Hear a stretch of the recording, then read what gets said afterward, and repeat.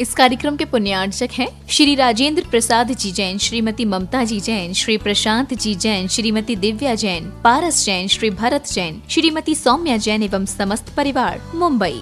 परम पूज्य संत शिरोमणि आचार्य श्री विद्यासागर जी महाराज भारतीय श्रमण संस्कृति के एक ऐसे महान साधक थे जिनके ज्ञान, ध्यान और तप की चर्चा युगों युगों तक सारे विश्व में होती रहेगी। किसी ने उन्हें चलता फिरता तीर्थ कहा तो किसी ने तीर्थंकर, पर सच में तो वे चारित्र, ज्ञान, तप और वात्सल्यता में ऐसे श्रेष्ठ संत थे जिन्होंने भारतीय संस्कृति के संरक्षण और संवर्धन के साथ साथ सदैव सामाजिक समरसता का पक्ष लिया और अपने प्रभाव और प्रताप से जैन ही नहीं बल्कि विभिन्न धर्मों को मानने वाले लाखों करोड़ों लोगों के दिलों में अपना स्थान बना लिया। किंतु आज जब आचार्य भगवान देह रूप में हमारे साथ नहीं हैं, लेकिन उनके जैसे ही कठोर तपश्चर्या एवं प्रबल अनुशासन से पल्लवित संस्कारों की झलक देखने को मिलती है, उनके प्रथम आज्ञानुवर्ती शिष्य परम पूज्य नवाचार्य श्री 108 समय सागर जी महाराज में, जो उनके बताए मार्ग पर चलते हुए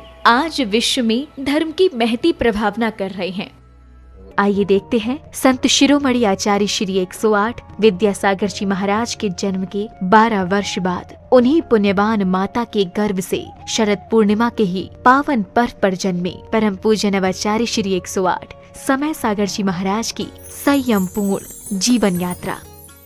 आचार विचार हो या व्यवहार, तपश्चरण हो या संस्कार या फिर हो व्यक्तित्व की बात, परम पूज्य नवाचार्य श्री 108 समय सागर जी महाराज प्रत्येक दृष्टि से साक्षात आचार्य भगवान की प्रतिलिपि कहे जा सकते हैं। और हो भी क्यों ना, आखिर जन्म देने वाले माता पिता तो एक ही हैं, और फिर इसे एक विचित्र संयोग कहें या फिर मलप्पा जी और श्रीमती जी के पूर्व भवों का पुण्योदय, जो उन्हें 27 अक्टूबर सन 1958 को शरद पूर्णिमा के ही पावन पर्व पर पुनः एक बालक के माता पिता बनने का सौभाग्य प्राप्त हुआ। 6 भाई बहनों में सबसे छोटे किंतु शांत प्रवृत्ति के इस बालक का नाम शांतिनाथ रखा गया। शांतिनाथ जैन बाल्यावस्था से ही पढ़ने लिखने में तो कुशाग्र थे ही, लेकिन जैसे जैसे समय बीतता गया वैसे वैसे उनकी रुचि धर्म और आध्यात्म में बढ़ने लगी, और इसी अभिरुचि के कारण ही मात्र 17 साल की उम्र में ही शांतिनाथ जा पहुँचे राजस्थान स्थित श्री महावीर जी में विराजमान आचार्य श्री विद्यासागर जी की शरण में, जहां 2 मई 1975 को आचार्य श्री ने शांतिनाथ जी की प्रार्थना स्वीकार कर उन्हें ब्रह्मचर्य व्रत दे दिया। ब्रह्मचर्य व्रत धारण करते ही ब्रह्मचारी शांतिनाथ जी दिन रात गुरु सेवा और धर्म ध्यान में तल्लीन हो गए। संयम व्रत को धारण कर तप और साधना के निर्मल पथ पर चल रहे ब्रह्मचारी शांतिनाथ ने केवल 5 वर्ष की अल्प अवधि में ही वैराग्य पथ के विभिन्न सोपानों को पार कर अपनी योग्यता से आचार्य भगवान को प्रभावित कर लिया, जिसका पारितोषिक मिला उन्हें मुनि दीक्षा के रूप में। 8 मार्च 1980 को मध्य प्रदेश के छतरपुर स्थित श्री दिगंबर जैन सिद्ध क्षेत्र द्रोणगिरी में आचार्य श्री विद्यासागर जी महाराज ने उन्हें मुनि दीक्षा प्रदान कर दिगंबर मुद्रा का पूर्ण साधक घोषित कर दिया और नाम दिया मुनि श्री समय सागर जी महाराज।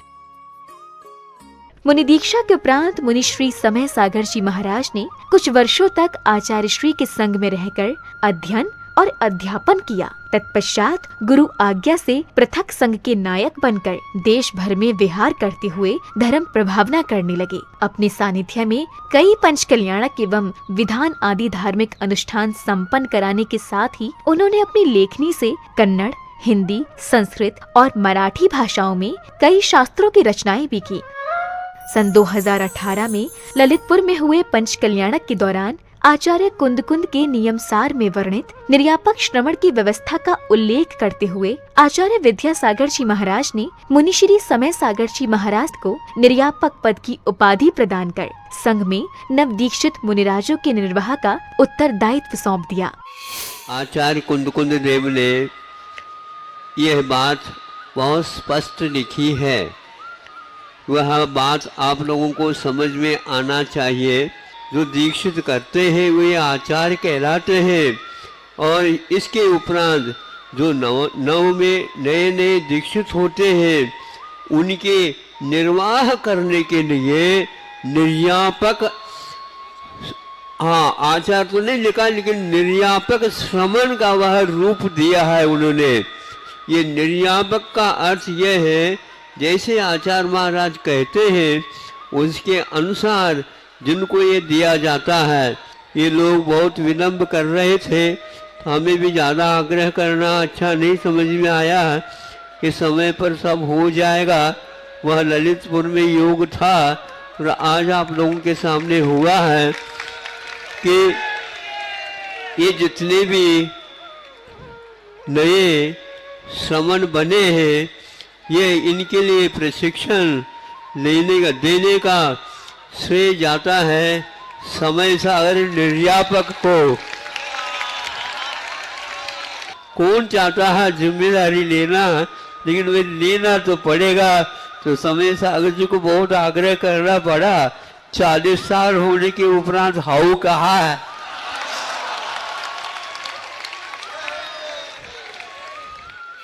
समय अपनी गति से चलता रहा। छत्तीसगढ़ के डोंगरगढ़ स्थित चंद्रगिरी तीर्थ में विराजमान आचार्य श्री विद्यासागर जी महाराज ने 6 फरवरी के ही दिन आचार्य पद के लिए निर्यापक श्रमण मुनि श्री समय सागर जी महाराज को चुन लिया एवं अपनी समाधि से 3 दिन पूर्व 15 फरवरी 2024 को आचार्य पद का त्याग कर पूर्ण संलेखना की ओर अग्रसर हो गए। आचार्य भगवान की आज्ञा अनुसार निर्यापक श्रमण मुनिश्री समय सागर जी महाराज ने 16 अप्रैल 2024 को दमोह के कुंडलपुर में समस्त आचार्य संघ एवं देश भर के जैन समाज की उपस्थिति में पूज्य गुरुदेव के उत्तरदायित्वों के निर्वहन के लिए आचार्य पद स्वीकार कर लिया। पूज्य नवाचार्य समय सागर जी महाराज की। अंततः ये कहा जा सकता है कि आज का दिन केवल एक पर्व ही नहीं बल्कि स्वर्णिम अक्षरों से लिखित एक ऐसा अध्याय है जो विश्व के धार्मिक इतिहास में सदा ही अमर रहेगा।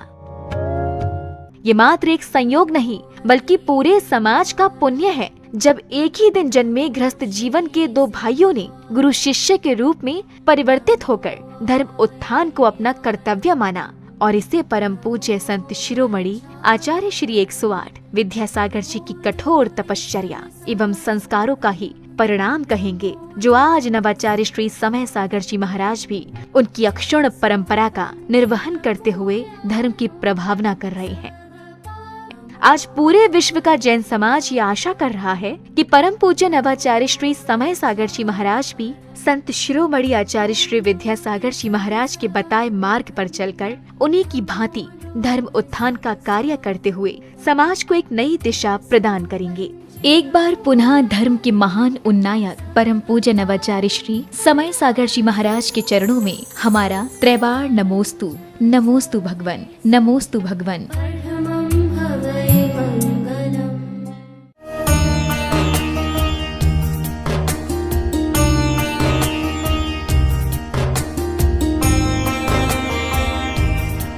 महावीर भगवान की प्रातः स्मरणीय परम पूज्याचार्य गुरुवर श्री विद्यासागर जी मुनि महाराज की।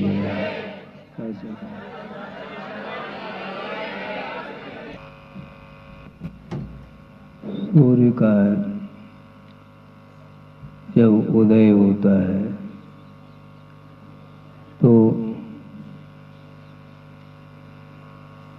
सूर्य की किरणों के माध्यम से धरती को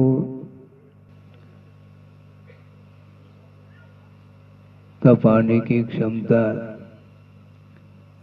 धरती को प्रकाशित करने की क्षमता सूर्य के अंदर है, किंतु वो सूर्य के ऊपर जब बादल आ जाते हैं,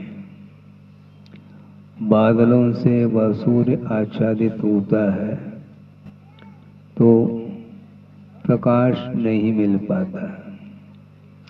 प्रकाश का अभाव नहीं हुआ है, किंतु प्रकाश बादलों से आच्छादित है। उसी प्रकार प्रत्येक संसारी प्राणी के पास जानने की, देखने की, संवेदन करने की क्षमता विद्यमान है, क्योंकि ज्ञान ही एक ऐसा गुण है जिसके माध्यम से वस्तु तत्व का स्वरूप जानने में आ जाता है। किंतु ज्ञानावरणीय कर्म के विशेष शोभशम नहीं होने के कारण किसी के पास अल्प ज्ञान है, किसी के पास तुलनात्मक दृष्टि से उससे अधिक है, उससे अधिक है। किंतु ज्ञानावरणीय कर्म हट जाता है, इसके बाद भी पदार्थ का स्वरूप ज्ञात नहीं हो पाता। आपको विकल्प हो सकता है कि महाराज जब ज्ञान का आवरण हट गया तब तो ज्ञान हो जाना चाहिए।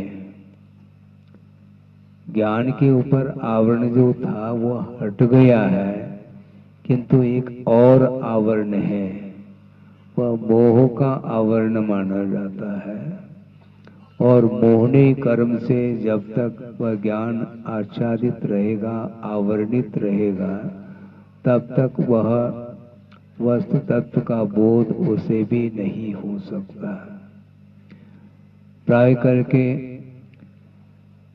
शास्त्र का अध्ययन करते हैं, आगम का आलोड़न करते हैं, तत्व चर्चा आदि करते हैं, उसके माध्यम से यही एक परिणाम सामने आ जाता है कि वस्तु तत्व को जानना बहुत कठिन हो गया है। तो महाराज हम लोगों के पास ज्ञान है नहीं, क्या है?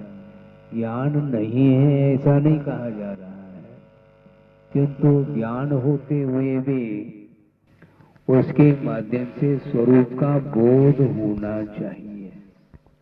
और स्वरूप का बोध यदि नहीं होता है तो उस ज्ञान को ज्ञान की कोटि में नहीं रखा। धवला का स्वाध्याय चल रहा था, वो पूर्ण हुआ है प्रकरण। उसमें एक बात बहुत अच्छी आई है, वह ये है कि आचार्यों ने ज्ञान को ही अज्ञान कहा, ज्ञान को ही अज्ञान कहा। ज्ञान का अभाव है इसलिए अज्ञान ऐसा नहीं कहा।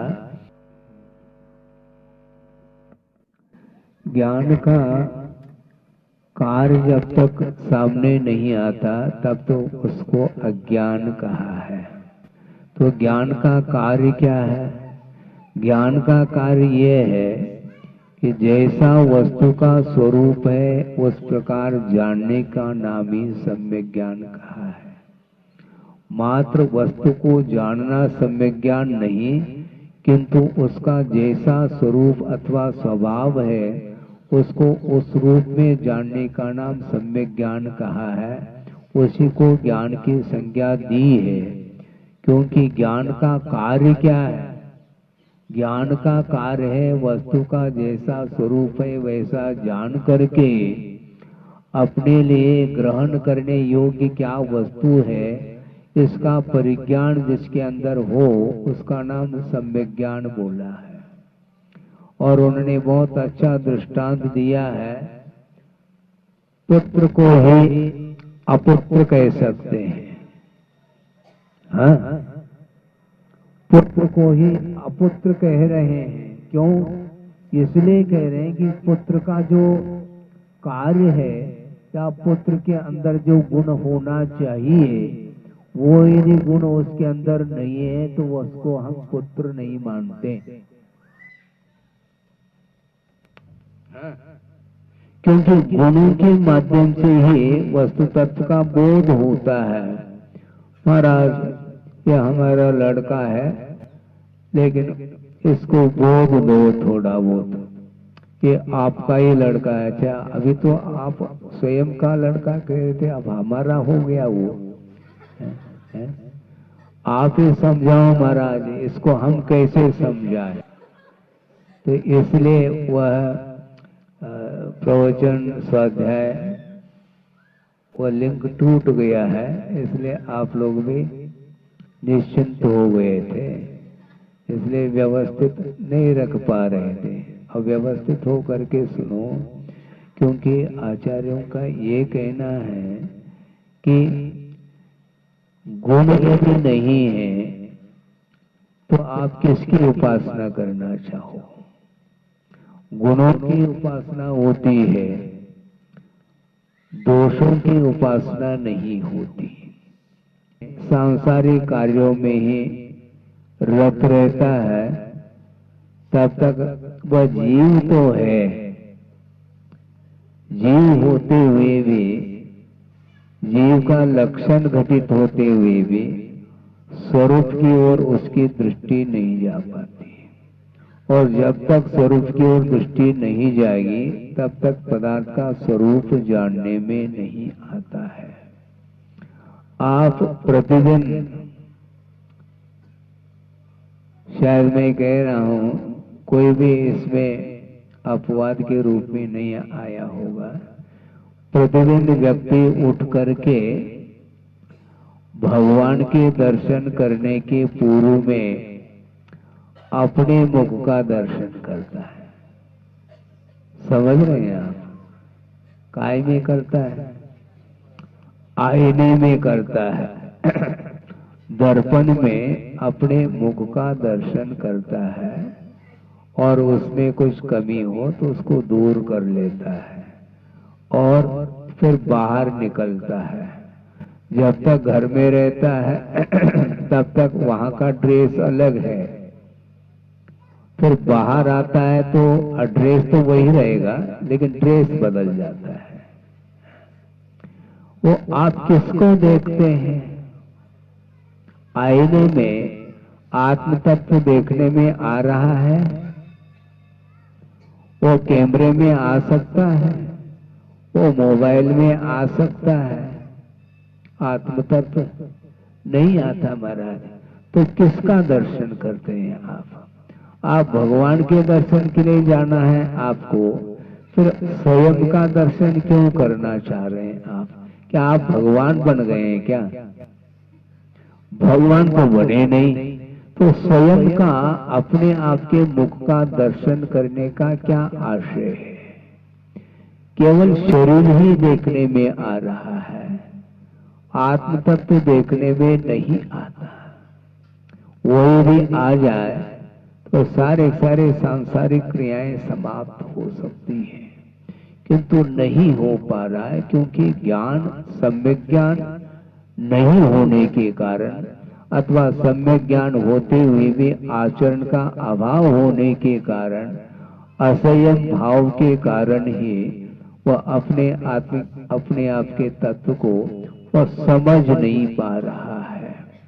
और जीवन के आदि से लेकर के अंत तक मान लो स्वाध्याय आदि भी कर ले, तब भी वह आत्म तत्व पकड़ में आ जाए तो अच्छी बात है, लेकिन वह आता नहीं है क्योंकि संस्कार उस प्रकार के रहे नहीं।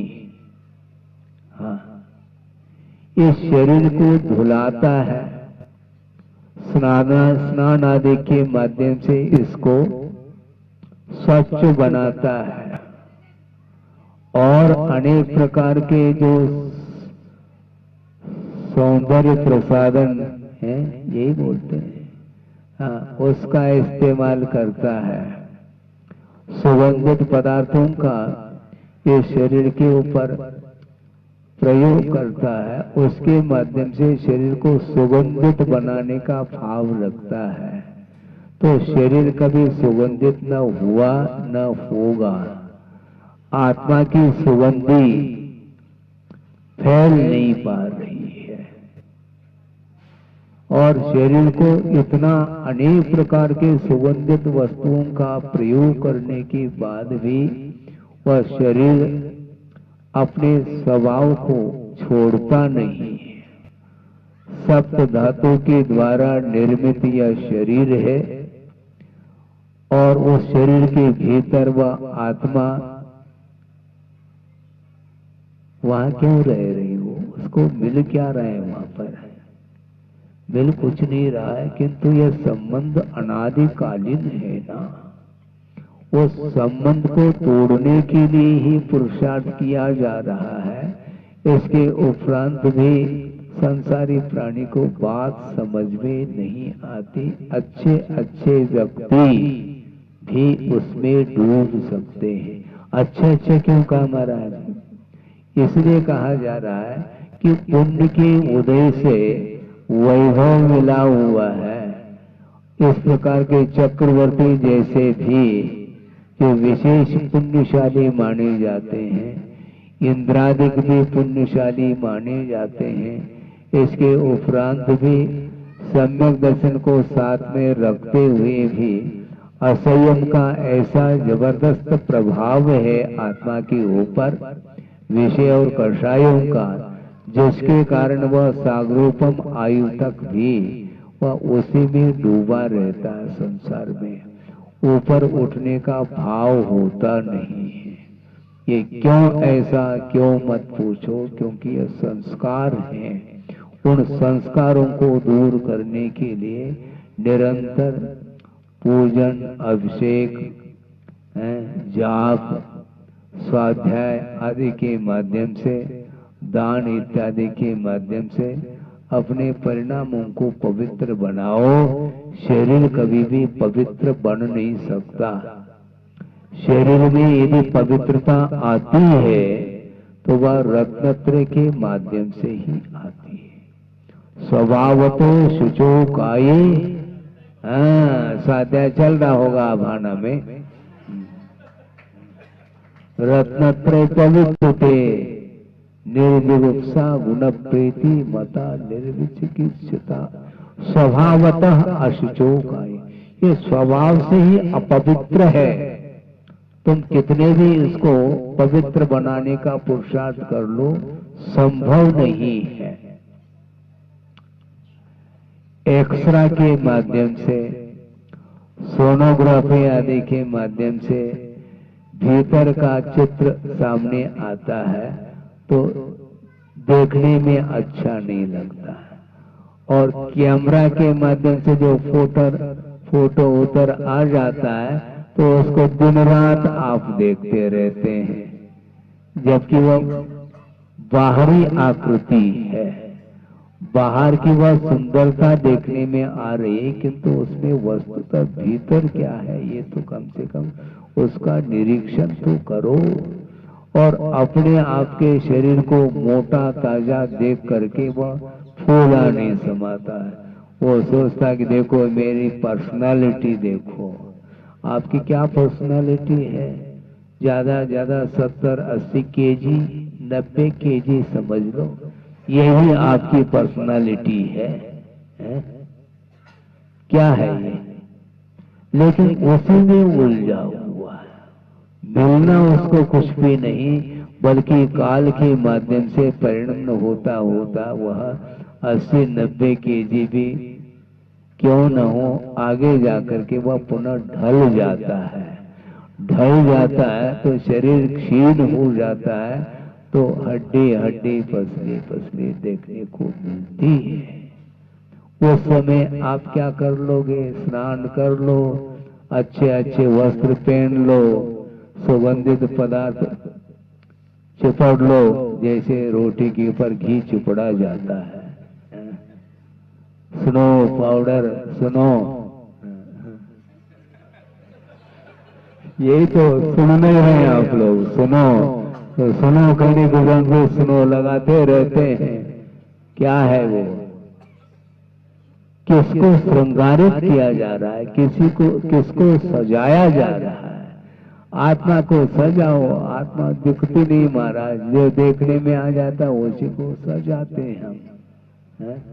आप दुकान मकान को सजाओ, शरीर को सजाओ, उससे होने वाला कुछ नहीं, क्योंकि इसमें कोई अपवाद नहीं है। परिणमन प्रत्येक प्राणी का होगा और बाल्य अवस्था से धीरे धीरे परिणमन होता हुआ वृद्धावस्था आ जाती है, तो उस समय वह अपने आप को पहचान नहीं पाता है। बाल्यावस्था का वह चित्र और 80-90 साल में जो चित्र खींचा है, दोनों में तुलना कर लो तो ऐसा लगता है कि क्या हो गया इसको। इस प्रकार वह शरीर जीर्ण शीर्ण होने के बावजूद भी उसकी आशा, उसकी तृष्णा अभी भी जीर्ण शीर्ण नहीं हो पा रही है। खाने की, पीने की, पचाने की कोई क्षमता नहीं है। इसके उपरांत भी विषय के प्रति उसकी जो गृहता है, जो आसक्ति है, वह समाप्त नहीं हो पा रही है और वह पुनः यही मांगता है प्रभु से, भगवान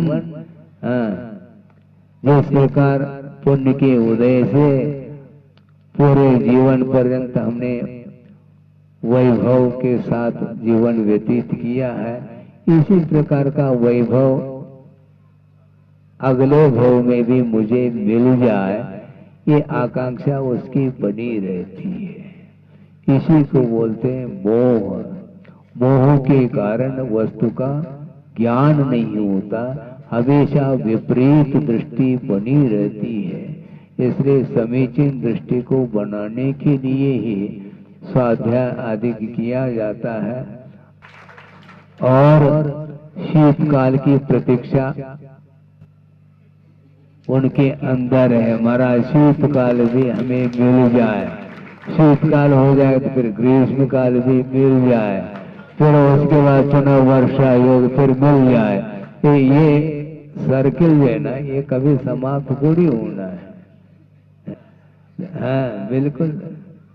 तो ऐसी स्थिति में अपने को धार्मिक वातावरण को बनाए रखना चाहिए, उसके माध्यम से ही आत्मा का विकास हो सकता है।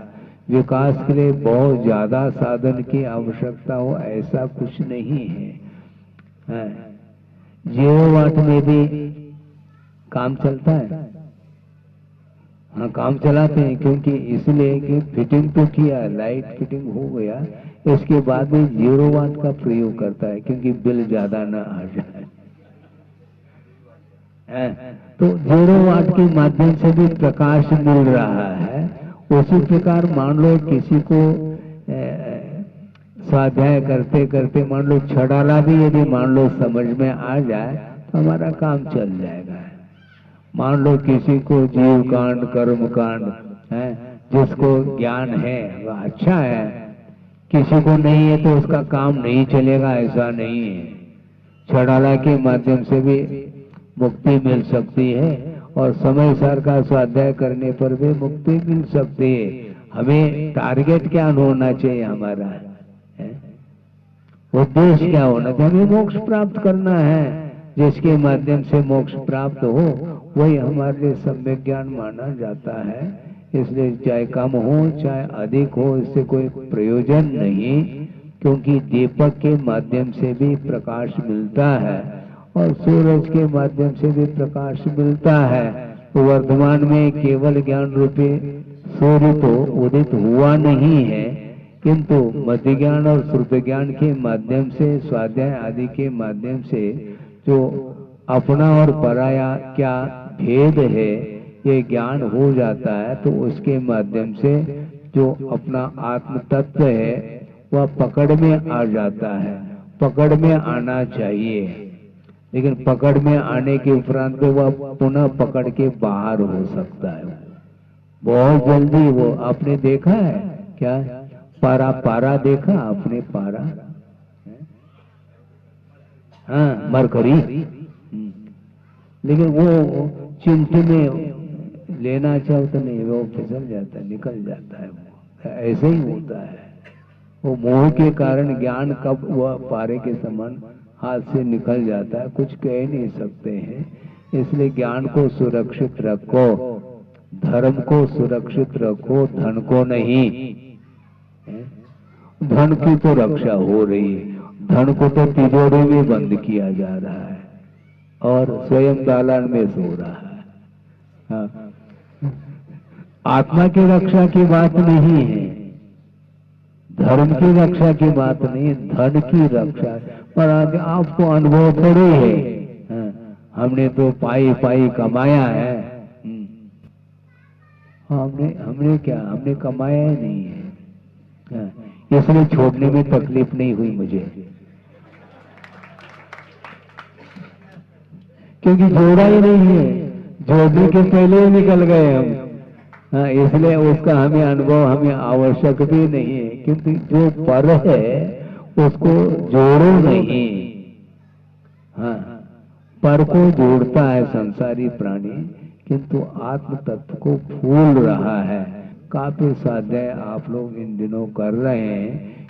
आर्यिका संघ का चातुर्मास हुआ, और कोई भी मान लो चातुर्मास हुए भी हैं, भविष्य में भी संभावना को लेकर के कहा जा सकता है। लेकिन मान लो कोई नहीं भी है तो वहां पर कोई साधु अथवा आर्यिका के माध्यम से ज्ञान को प्राप्त कर लिया है, और उनके माध्यम से भी किसी को ज्ञान मिल सकता है, इसमें क्या दिक्कत है? क्योंकि ज्ञान दान किया जाता है, मात्र आहार दान नहीं होता है, ध्यान रखो। हाँ, इसलिए ज्ञान प्राप्त कर लिया है आर्यिका के द्वारा, अब उसको अच्छे ढंग से बांट करके स्वाद दे, और क्या है? ज्ञान पर में नहीं है, पर वस्तु में ज्ञान नहीं, किंतु आत्म तत्व का बोध हो जाता है तो संवेदन स्वयं में होता है। ज्ञान और संवेदन में भी अंतर हमने एक बार कहा था, पुनः रिपीट हो जाए कोई बाधा नहीं, एक आध मिनट में हम पूर्ण कर लें कि ज्ञान जो होता है वह स्व और पर का भी होता है, और ज्ञान जो होता है वह अतीत अनागत वर्तमान का भी होता है, किंतु संवेदन जो होता है वह पर का नहीं होता, स्व का संवेदन होता है, और वह भी वर्तमान का संवेदन होता है। अतीत की स्मृति हो आ सकती है, किंतु अतीत का संवेदन संभव नहीं। हाँ, कल आपने मिठाई ली थी भोजन में, स्मृति तो है, किंतु स्वाद आ रहा है? स्वाद नहीं आता। तो संवेदन वर्तमान का होता है, इसलिए संसारी प्राणी अतीत और अनागत में पूरा जीवन व्यतीत कर लेता है कि वर्तमान उस हाथ से छूट जाता है।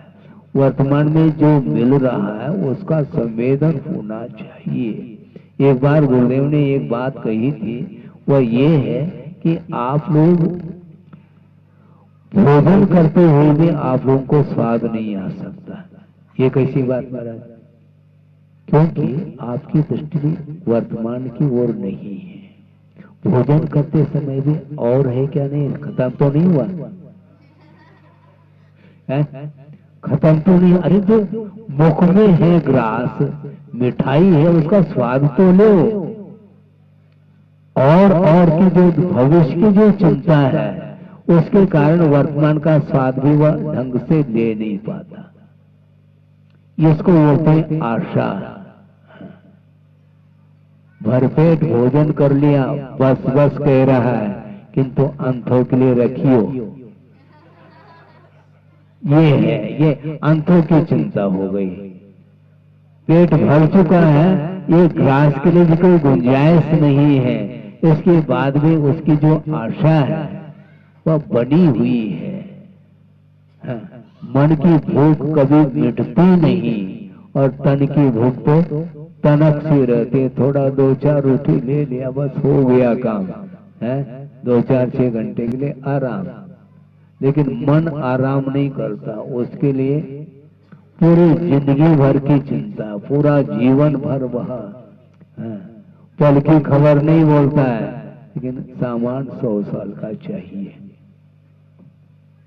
इसी को आशा बोलते हैं। इसलिए आशा को समाप्त करने के लिए धर्म का अवलंबन लिया जाता है। वीतराग धर्म के माध्यम से विषय और कषायों को समाप्त करने के लिए जो पुरुषार्थ किया जाता है वही मोक्ष पुरुषार्थ माना जाता है। बाकी अर्थ पुरुषार्थ आदि तो कई बार कर चुके हैं, करते ही रहते हैं। दुकान कभी भी बंद नहीं होने वाला। किंतु संसार से ऊपर उठना चाहो तो धर्म की आराधना की आवश्यकता है। निरंतर धर्म की आराधना बनी रहे, इस पवित्र भावना के साथ अहिंसा परमो धर्म की जय।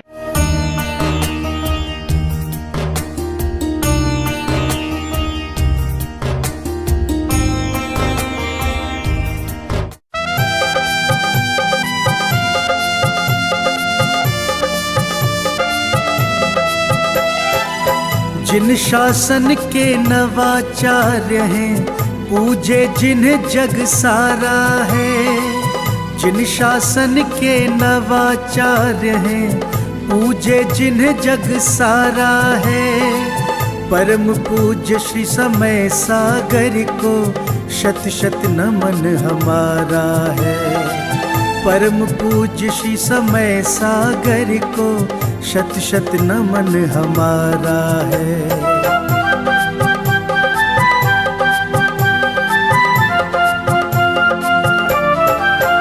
गुरुवर के पावन श्री मुख से जब अमृत की धार झरे, मंत्र मुग्ध हो जाए प्राणी, जीवन का कल्याण करे।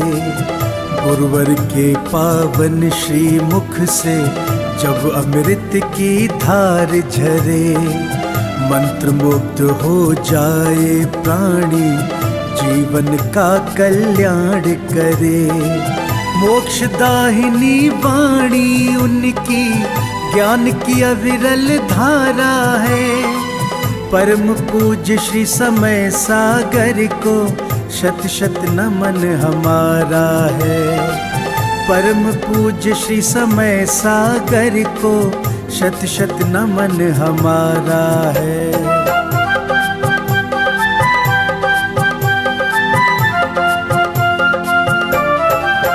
परम तपस्वी दिव्य ओजस्वी, धर्म ज्ञान के भंडारी, काया जिनवर के समरूपी, भक्तन के हैं भवतारी।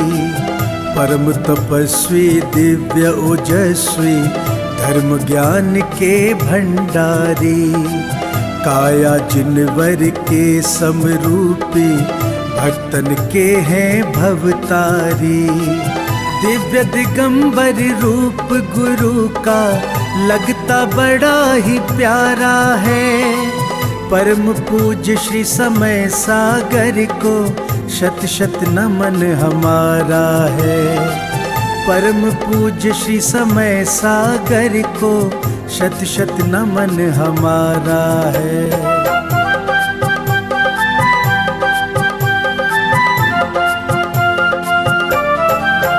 विद्या गुरु की प्रतिमूरत है, उनकी ही परछाई है।